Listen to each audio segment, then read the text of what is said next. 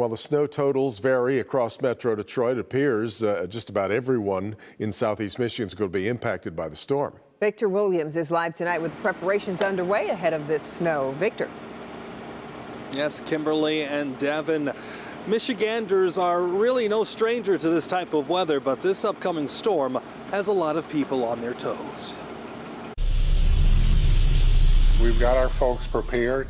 We've got about 97 drivers between our two divisions that handle snow operations on major streets. With more than a foot of snow expected to fall by the end of the week, the city of Detroit is preparing for the worst. We won't be sleeping this week, I can tell you that. The same seems to be the case for regular people who are racing to stores like Gray & Son True Value Hardware for whatever they can find. It has been a little crazy. The best sellers right now, shovels and salt flying off the shelves. There are straight shovels, curved shovels, salt. We have rock salt.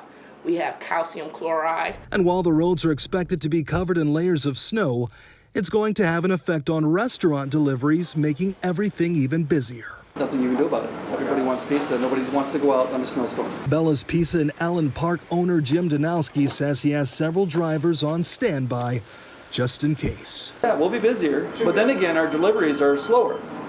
So hence why you need more drivers, because what might take 25 minutes to run 3 deliveries might take 45 minutes to 50 minutes to run 3 deliveries, depending on how the snow. I have drivers that are ready to back up if needed. I also have drivers already scheduled for it. So we're just going to go with our basic regular thing, and if we need them, they're in. If we don't, we don't.